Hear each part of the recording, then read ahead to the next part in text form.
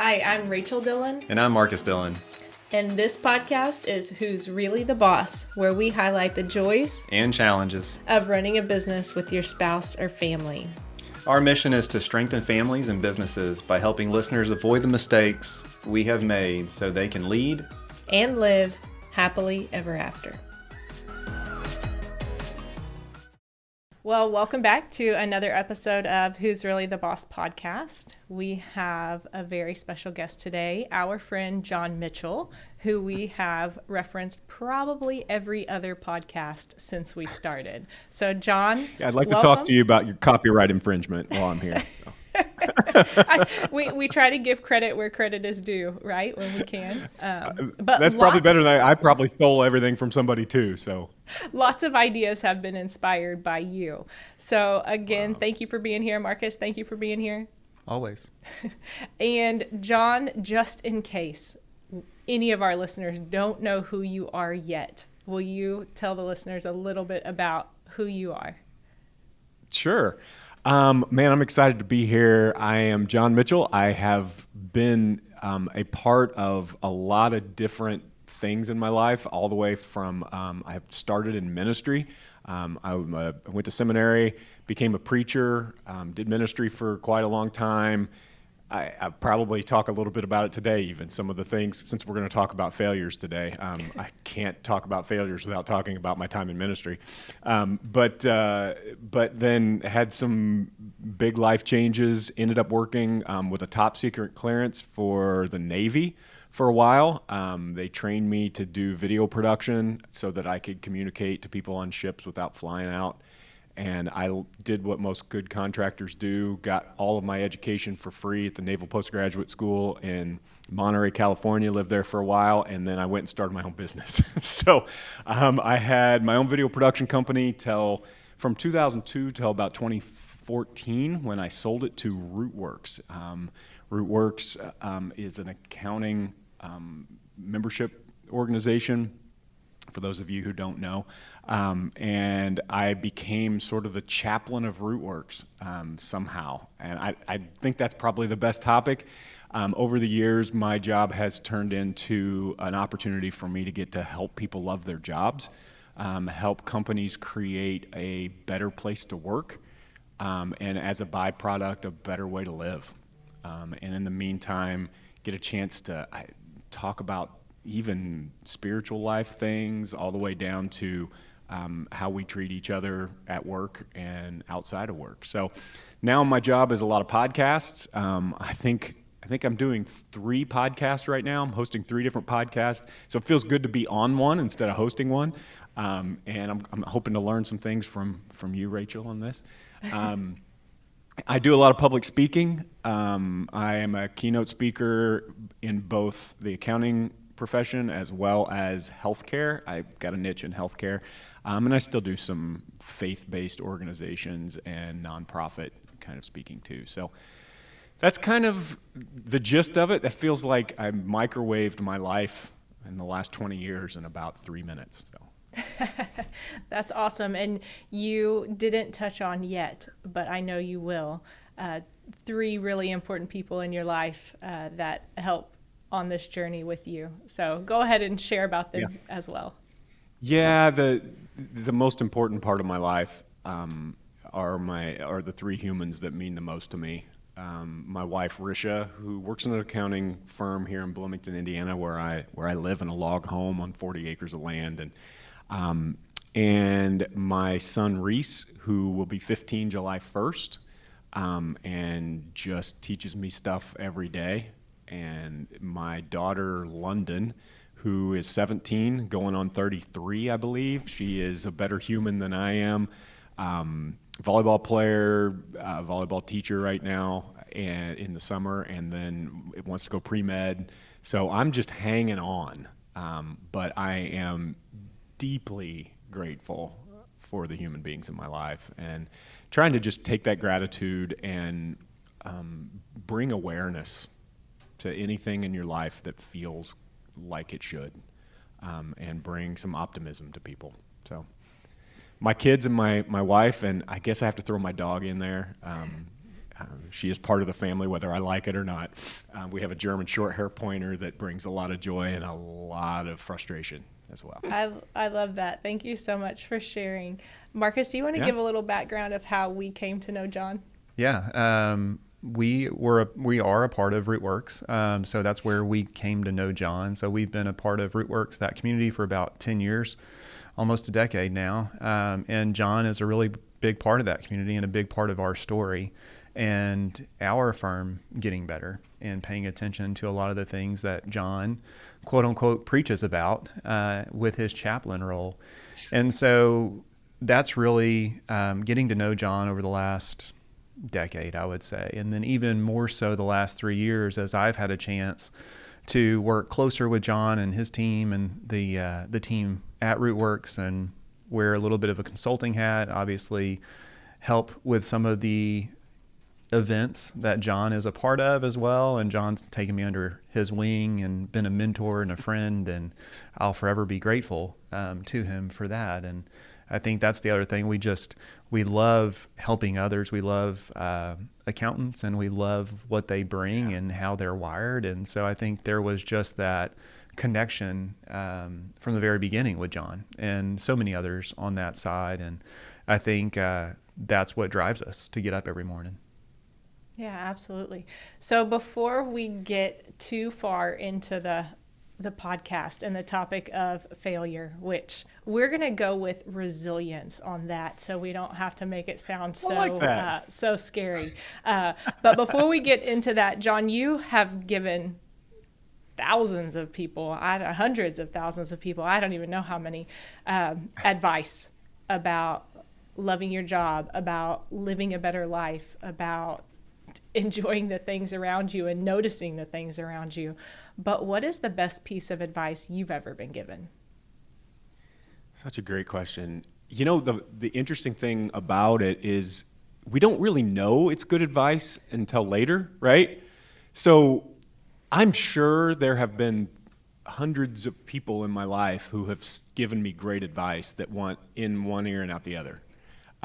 And so for anybody who's listening to this who said, I gave you better advice than that, you probably did, but it's almost like you have to go through something awful or something hard in your life that all of a sudden you're like, oh, that's what they meant, you know? And so I have 3 or 4, but the one that sticks out the most, I was going through a really hard time in my life. I was going through a divorce.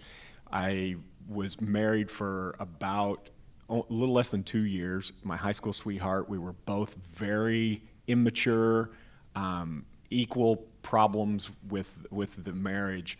And I was talking about her a lot during the divorce. I was saying some pretty awful things, some of them true, probably most of them not completely. And a good friend of mine who was about 20 years older than me had been through a divorce and was kind of mentoring me through. And he said, you know, one thing you're going to learn in your life, and the sooner the better, is that people are neither all good or all bad. And if you start ascribing one of those things to anybody in your life, you're going to be disappointed and you're going to be wrong. And I realized in that moment that's what I was doing to, at that point, my ex-wife. I was trying to categorize her as a bad thing. And at the same time, when I did that, I was categorizing myself as a good thing. And in reality, the advice was so well taken, and now I've applied it to so many things in my life, and I literally think about it regularly. To me, good advice is one of those things that doesn't just sound good. It's like you can't get it out of your head. And this is the thing that I can't get out of my head. Literally yesterday, I'm on the golf course. I accidentally hit a ball to the right. Doesn't happen very often. No, I hit it all the time to the right. Hit it to the right, bounced once, hit the guy's golf cart, and I said I'm sorry. And I just got cussed up one side and down the other, you know. And, you know, I like this guy's never hit a bad shot, and it was completely an accident. It was obvious what was happening. And my mind immediately went to, what a jerk, what a mean person, and I remember that this habit that my friend had started in me, that no, he's not. In fact, this is the bad side of him. And I have it too. And it doesn't make me necessarily think of it any different in the moment, but it takes that angst away from the encounter. It takes that moment where I may say something or do something really dumb in a response to me believing that I'm the good guy and he's the bad guy. So it's a piece of advice that I think about all the time. To me, that's what makes a great piece of advice, something that seems to get stuck in your head. And so I've applied it, I've had it, talked about it with my kids. In fact, to the point where we went and saw Hamilton. Did you see Hamilton, the musical? We did. Yeah. So I took my kids to see it. It was one of those things where your kids were probably around the same age. When the musical came out, it was like the CD and the soundtrack was so good, the kids knew the soundtrack before the musical. So they knew all the music, and I just decided I'm going to take them. We went to Chicago and we saw it. And at the end, I asked them, "What'd you guys learn? What'd you hear?" And both of them talked about the fact that Aaron Burr, Alexander Hamilton, they're neither good nor bad. They're both. And it's like, and that's the theme of our relationship at the Mitchells, at the cabin, is like, don't paint yourself as the good guy and don't paint anyone else as the bad guy, because you're both and so are they. And that gives you that moment of perspective. I think it is the single most important piece of advice anyone's ever given me, in that I can't get it out of my head. And it's affected my life and the lives of my kids as well.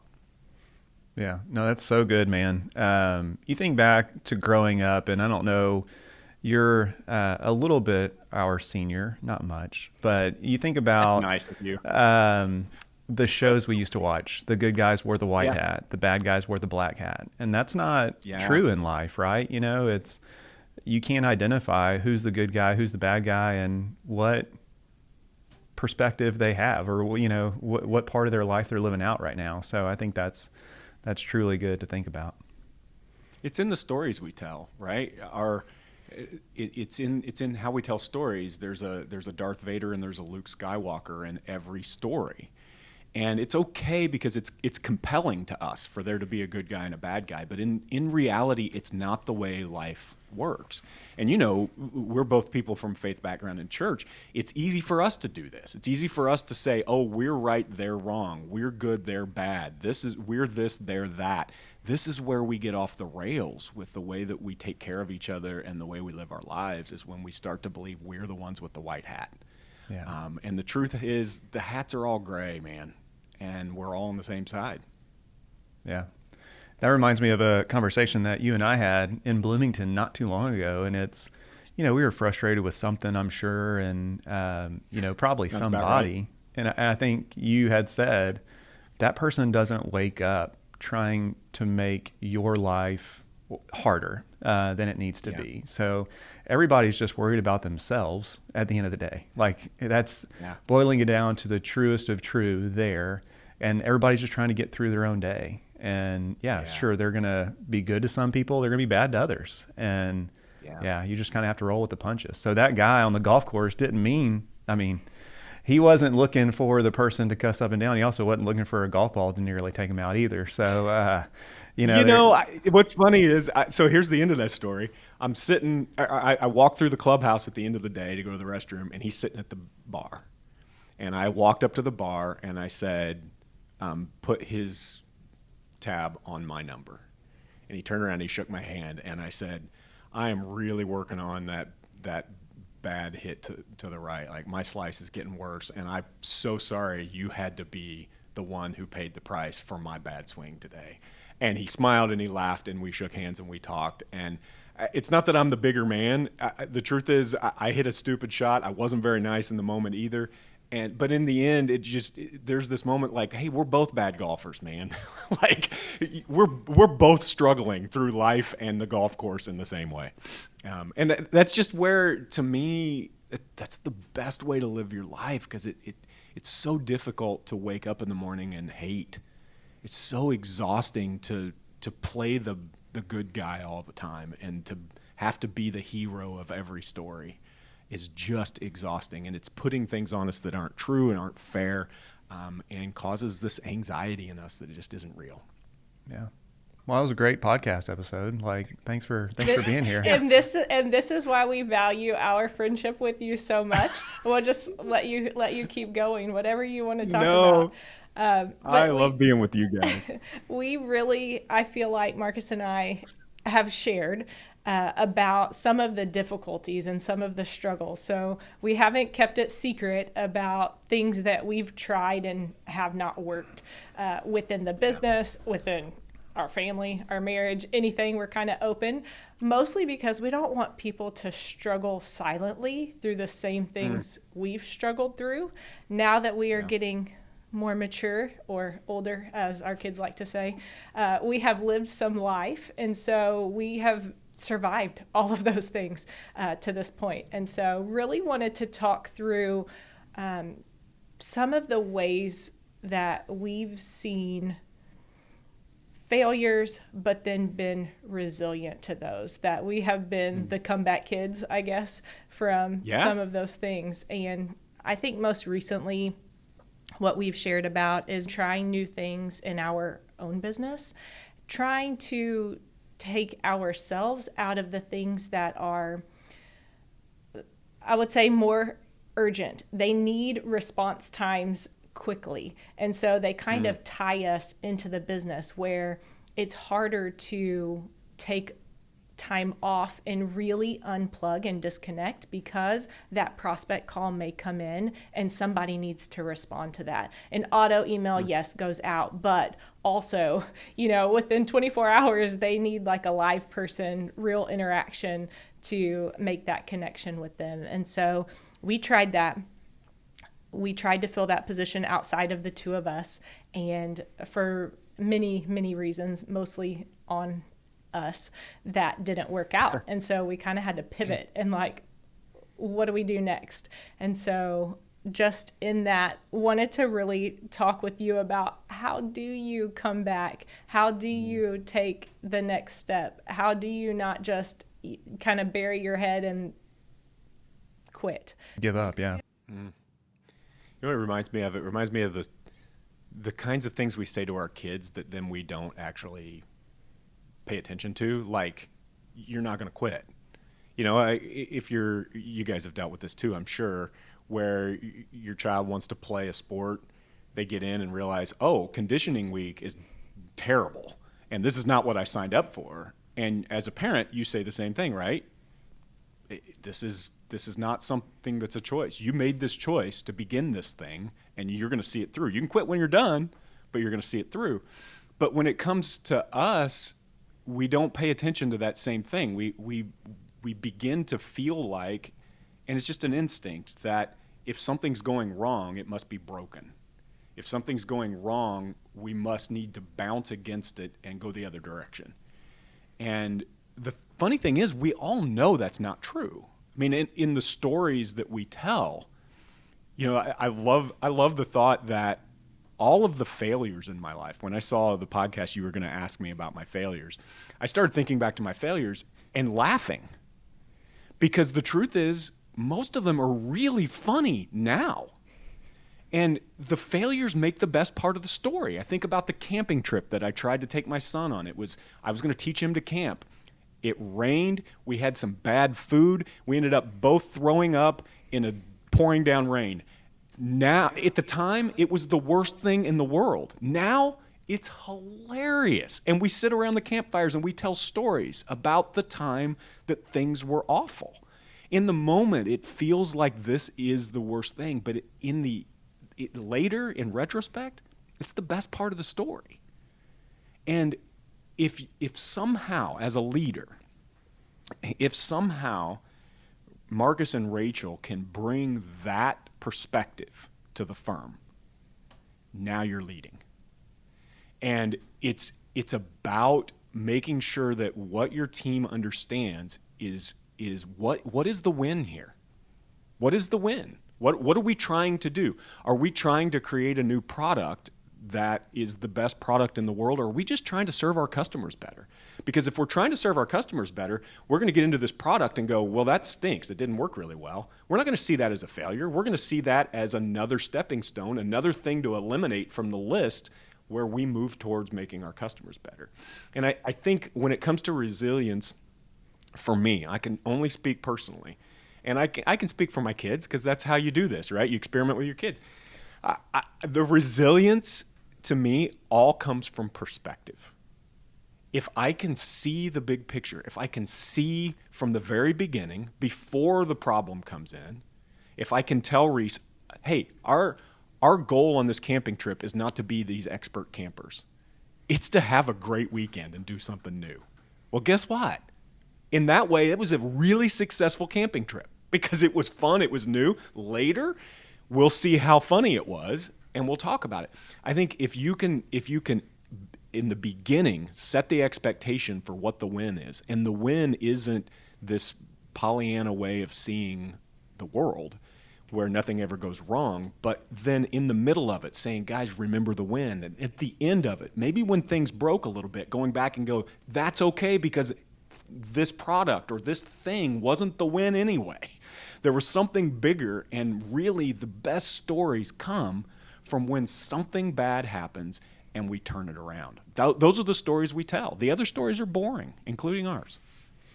Yeah, I think that's what you remember, obviously. You remember the failures. It's kind of hard to think back to the successful camping trips. Like, you just don't remember those. You remember the ones that stick out in your mind and that forced you to do something a little bit different and have a better experience the next time. You don't remember the good golf shots. You remember the ones that almost take somebody out. And so I think that's just part of life. And then that's the other piece that connects with others, whether it's team members, other peers that you have in the industry or in life, or even clients or patients, whatever your business is. I think that's what people want to hear, because everyone's going to have failures, and that's what makes you human, and that's what makes you able to connect with someone on a deeper relationship and really go further with whatever is building, I guess you could say. The NBA finals are going on right now. It's funny, I'm not an NBA fan at all until the finals. And now I'm watching, I've been watching, Reese and I snuggle up and watch it every night together. And, it just now the finals have started. So the Boston Celtics lost, Game 7. And at the end, commentator says, how does this affect your relationships? And Jason Tatum says, if you win, you're a champion. If you lose, you're a brother. And man, it gave me cold chills. And it went really fast. Then they were like, well, how'd you play defense in the second half? It was like nobody cared. But I was like, oh my gosh, winning makes us champions.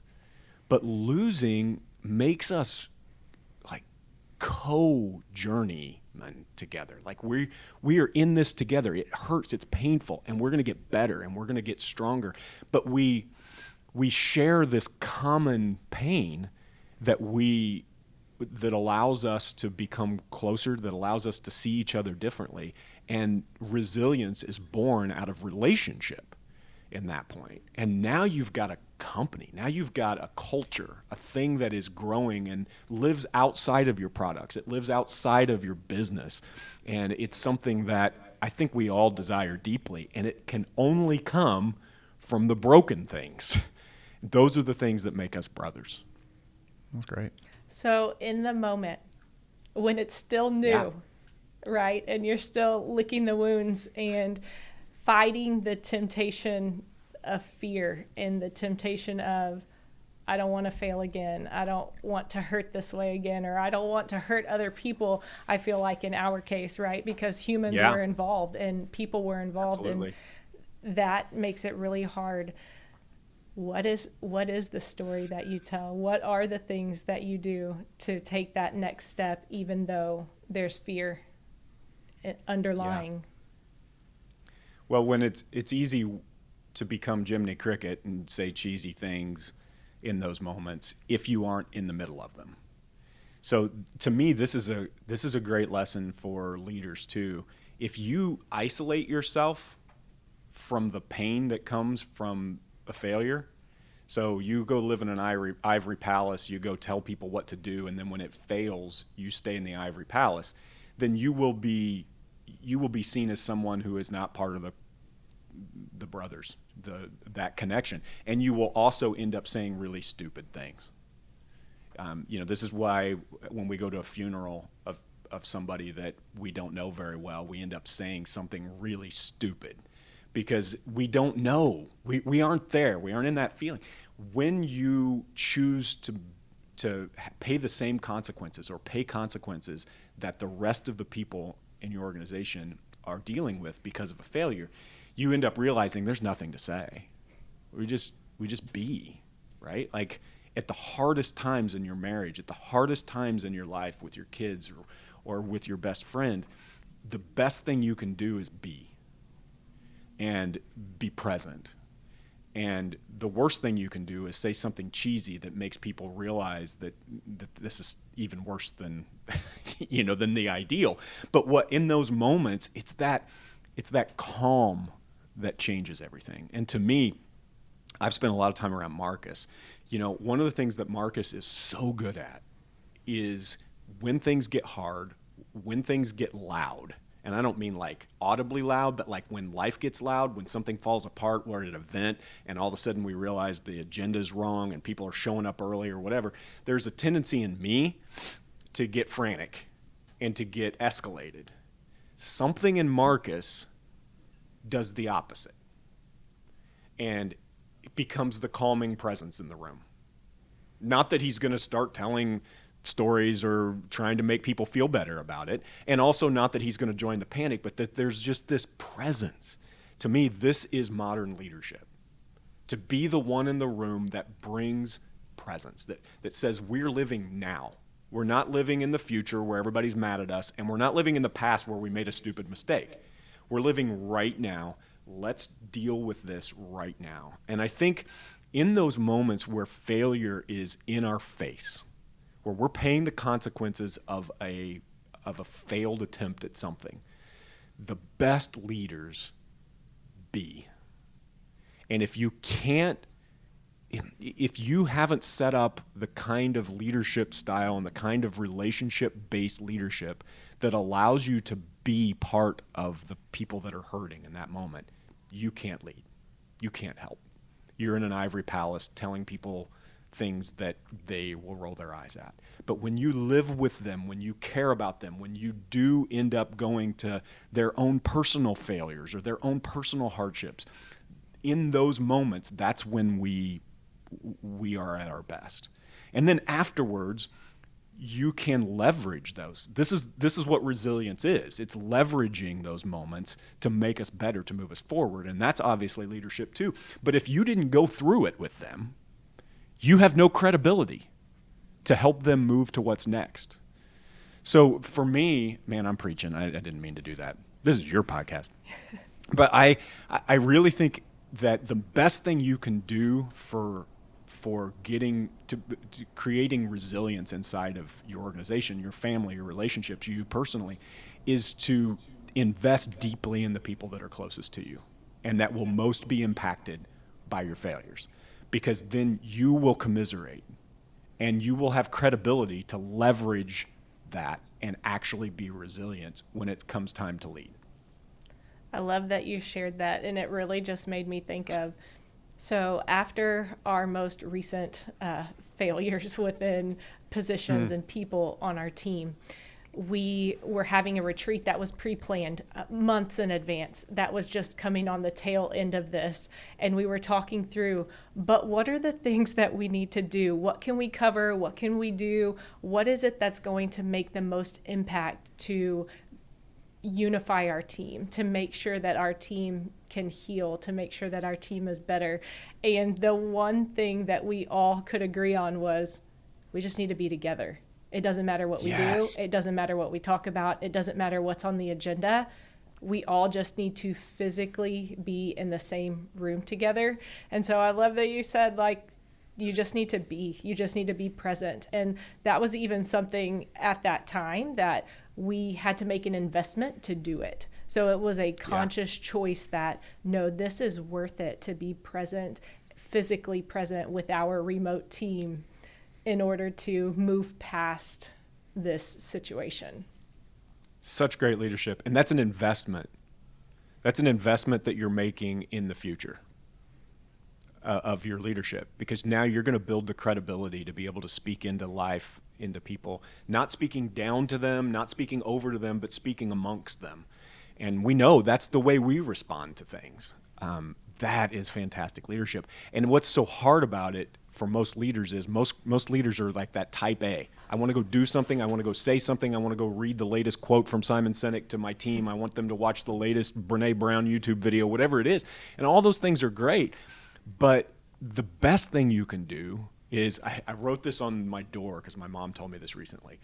She said, as she gets older, she just keeps trying to shut up. And I wrote on my door, shut up and be. So that I always want to say something to my kids when they're going through the breakup or whatever it is, and they don't need it. Especially in that moment, they don't need it. What they need me to do is shut up and be. And in some ways, it's a relief as a leader. And in other ways, it's like, yeah, but no. Give me something to read.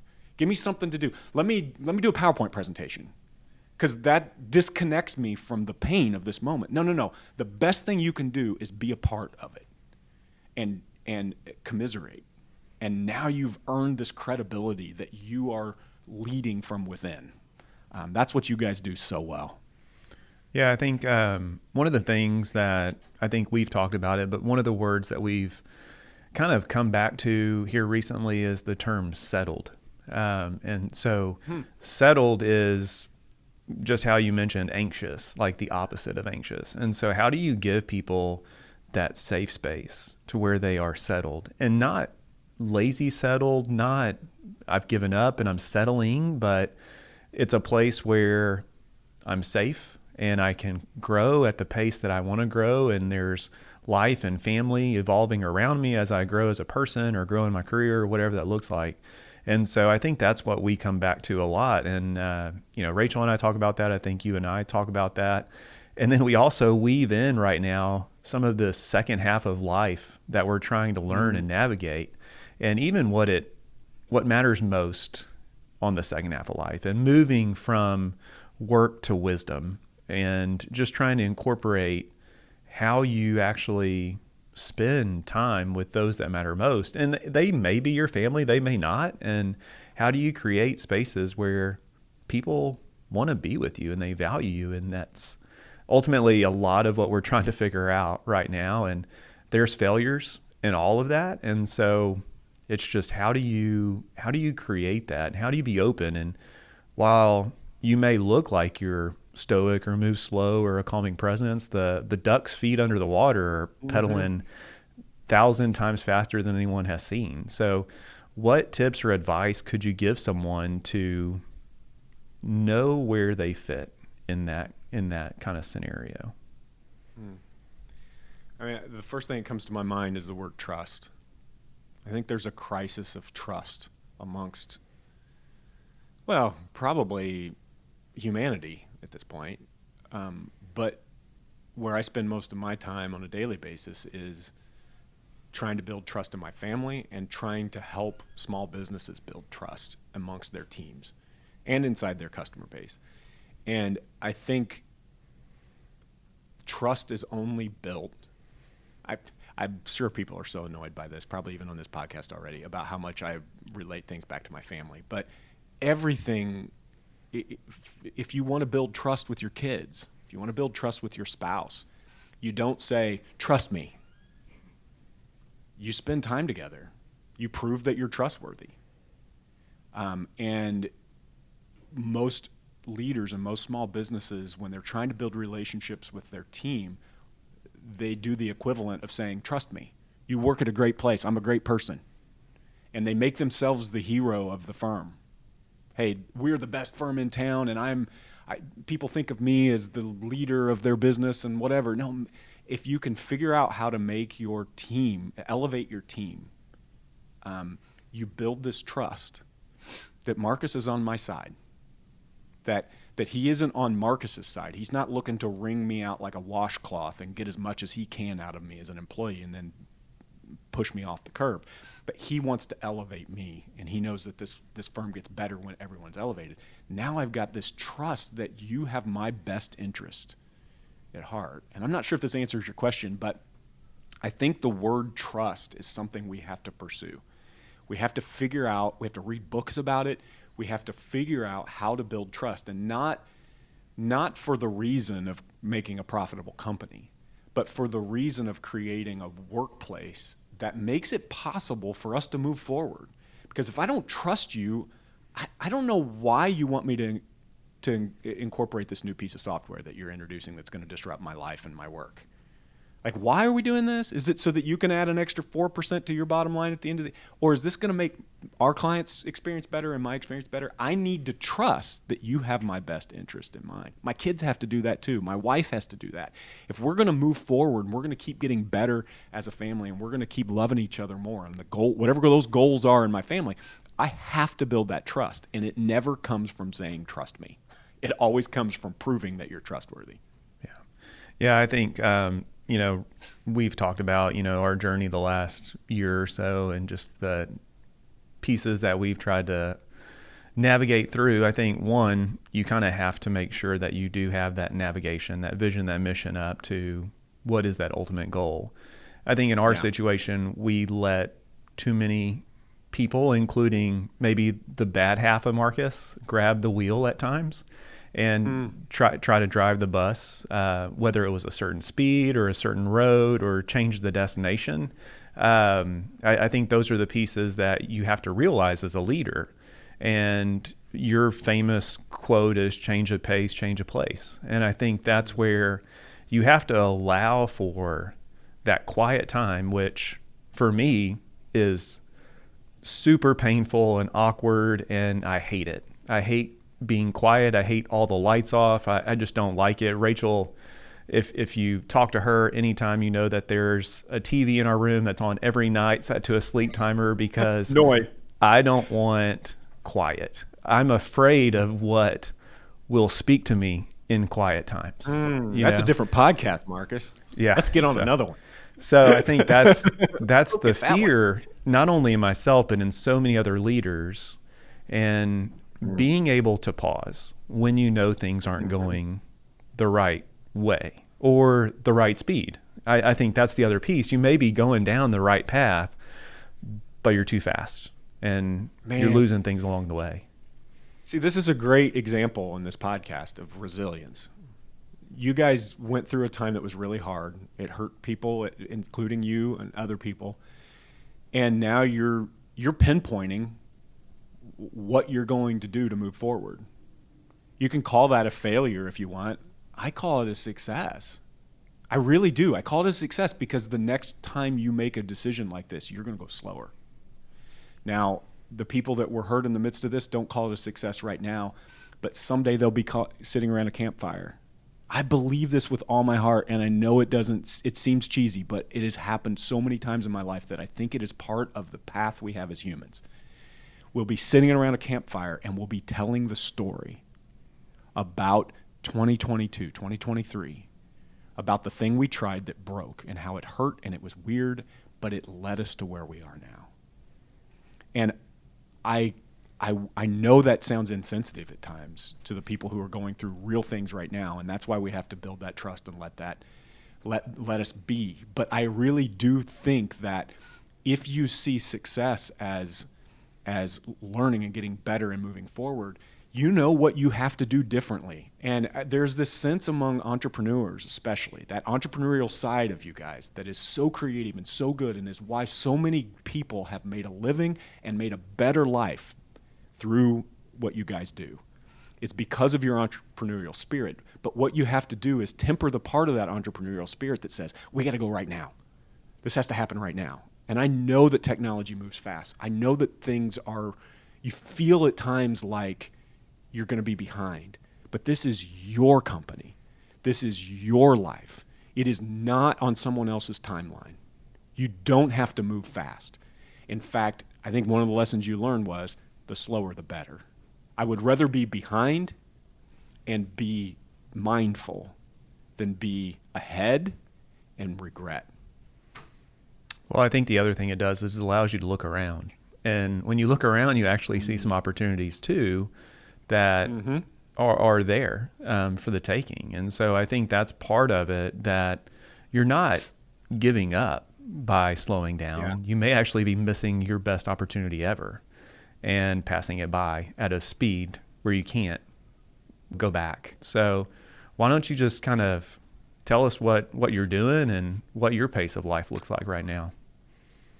Man, it is the thing that has changed most in me in my life, and it's happened in the last 24 months, where I started challenging that part of my brain that says, if you aren't moving, you're dying. And it's just not true. The truth is, you're dying anyway. Yeah, I mean, the truth is we're all going we're also going the same direction. What matters most in the midst of it? And for me, I think one of the things that failure has done in my life, and I could list a pile of them, from relationships to business to failed attempts at doing things that really hurt a lot of people, I have now come to a point in my life where I'm like, oh, here's the point in my life where I want to fail now. Where am I going to fail next? I'm going to limit the places I fail. So I get an opportunity, to go do something in healthcare. It sounds really good. It's lucrative. And I start going, okay, if that fails, who does it hurt? And if it's successful, how much do I care? Or I can go, you can do this thing over here that takes less time, that gives you more of what you want most in your life, which is, what I want most in my life is sitting on the back porch, watching Reese fish in our pond, yelling at the dog for digging in the yard, and watching, London and having conversations about. That's what I want most, is the thing that I can't actually plan for. One of the things this is another piece of advice I almost thought about sharing, was somebody said to me once, there is no such thing as quality time. And what they meant by that was, we used to talk about this. There's quantity time and there's quality time. You don't plan quality time. You don't say 6 o'clock to 7 o'clock is going to be great quality time. It happens in the midst of quantity time. The best parts of your life, you don't plan for. And so what I had decided was, if that's true, if I believe that there is no such thing as quality time outside of quantity time, that it comes as a byproduct of giving margin in your life, I have to have more margin. And the word that I keep using in my own mind, and this is probably not for everyone, but for me the phrase is at all costs. For me, more margin at all costs. And I always go to financial, because I am trading my life for money. That's just the truth. I'm at the point in my life where I am trading the time on the back porch watching Reese and being with London and yelling at the dog for another deposit in my bank account. And I have to decide whether it's worth it. And in my mind and in my heart, I'm to a point where I'm like, I am going to create margin at all costs. Risha, my wife, is so good at this. This has not ever been a struggle for her. And so it has been better for our relationship, better for our marriage than ever, that all of a sudden John realizes that this is something that's important to our marriage all along. And my kids, this is what they want most from you. It's not advice. It's not your money. It's not a nice house. It's just being. It's sitting. It's waiting for the next amazing story. And that's what I realized I was missing. To me, the biggest failure is never would happen because I started something that didn't work the way I planned. It would be that I actually attained the thing that I thought I wanted, and it was successful, but it wasn't the thing that was most important in my life. And we don't know if we're not careful, we move so fast, the TV's on all the time, the noise is everywhere, and if we're not careful, we end up sometime in our life, at the end, usually at the end, realizing I did succeed, but it was at the thing that it wasn't more important than what I really wanted in my life. That's good. The older I get, the more brave I get with these words. I don't use them often, but when I use them, I mean them, and I've decided to say them whether it's appropriate or not. So you can cut this out of the podcast if you want. Noah's got the got the button. He's got the button ready. Noah, you can cut this right out if you want, but I just love you guys. I do. I love you. I love who you are. I love what you've brought to my life. I love watching you chip away at the things that don't make sense so that you can keep impacting lives. I love the conversation. I love the stories we tell. The stories around the campfire that aren't the moments that we're proud of are still the ones that are my favorite. And I so appreciate what you guys are doing. I'm honored to be a guest today, and I'm a fan. I'm still listening. Yeah. Well, thank you so much for being here. And never in a million years did I think that joining an accounting consulting organization would lead to a friendship or the advice that we apply in our everyday lives, not just in our business, not just with our clients, with our team who have now become friends and like family, which might be weird. I think people shy away from saying the people that they work with are like family. But I feel like when it comes from a place of authenticity, it's real. That's really how we feel about the people that we work with. And that is a lot of you that helped lead us in that direction. And so thank you again. Thank you for who you are. Thank you for being here with us today and for sharing your words of wisdom with all of our listeners. Yeah. And that comment goes right back to you, man. Love you. And all that you have done for my life, for my family, for our business, for our marriage. I mean, more than you ever know. And so appreciate your words today. I'm sure that I'm probably going to get kicked off the podcast, and it's just going to be the Rachel and John show after this episode, and ratings and listeners will be all the better for it. Do you have capacity for the fourth podcast, John? You betcha. For you guys, whatever. Absolutely. It is an honor to get to do what I love for a living. And I don't know how I ended up here, but I love what I do. And I want everyone to feel what I feel. And that's part of what drives me to keep helping people love their jobs. Well, it shows, man. And you're a great human, and just keep doing what you're doing. John, we'll see you next week, same time, same place, and go from there. Anytime.